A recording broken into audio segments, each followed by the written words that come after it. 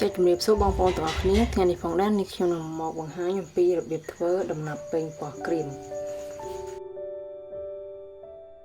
ចា៎នេះខ្ញុំមានពេញប៉ោះចំនួន1គីឡូផ្លែពេញប៉ោះទូចៗនេះចំនួន1គីឡូហ្នឹងហើយឥឡូវនេះមុននឹងយើងយកវាទៅធ្វើហ្នឹងយើងត្រូវយកគ្រាប់វាចេញសិនអញ្ចឹងយើងយកកាបិតមកវះកន្លែងក្បាលវាហ្នឹងវះវាជារាង4ជ្រុងចឹងមកបន្ទាប់មកយើងច្របាច់យកគ្រាប់វាចេញ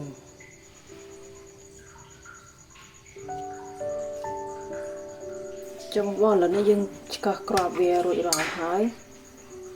ចឹងយកវាមកលាងទឹក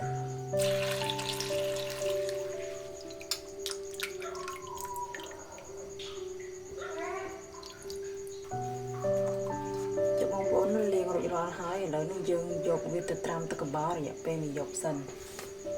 ទឹកកបោហ្នឹងគឺដាក់វាឲ្យលិចតែលិចពីប៉ោះរបស់យើងចឹងពោះទឹកកបោហ្នឹងគឺយើងយកកបោស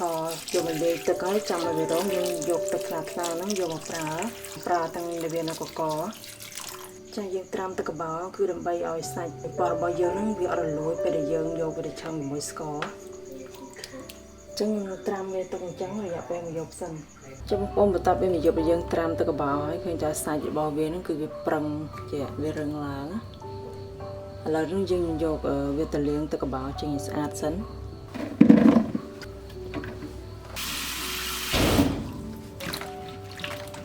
តែយើងលាង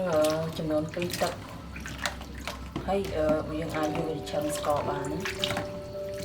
ចាឥឡូវយើងត្រៀមឆ្នាំងមួយមកយើងដាក់លើចក្រានហើយយើងបន្តដល់ទៅ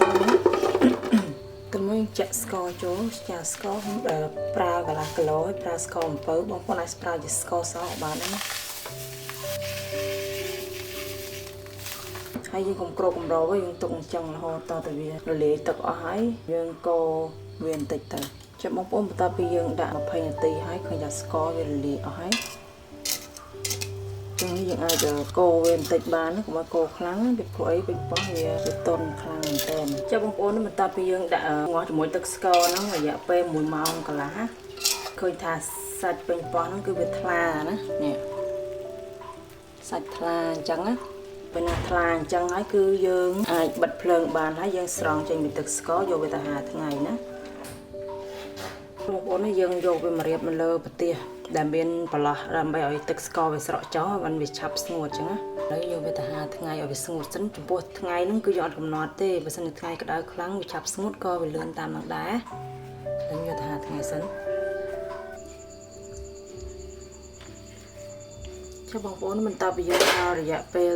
5ថ្ងៃ2ថ្ងៃហើយគឺល្មមណាបើសិនជាថ្ងៃក្តៅខ្លាំងត្រឹម1ថ្ងៃក៏បានដែរតែនេះវាអត់សូវក្តៅហា2ថ្ងៃកាលណាយើងហាលយូរពេកវាអាចស្វិត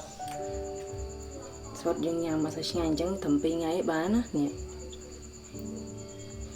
អាចរក្សាទុកខាងក្រៅទូទឹកកកក៏បានដែរណាក៏យើងដាក់ក្នុងប្រអប់មួយមកនេះក្នុងកន្លកែវអីក៏បានដែរចាអញ្ចឹងនេះខ្ញុំក៏សូមអរគុណបងប្អូនផងដែរដែលតាមដានទស្សនារាល់វីដេអូរបស់នាងខ្ញុំហើយបងប្អូនកុំភ្លេចចុច Subscribe ផងដើម្បីទទួលបាននូវវីដេអូថ្មីៗជាបន្ត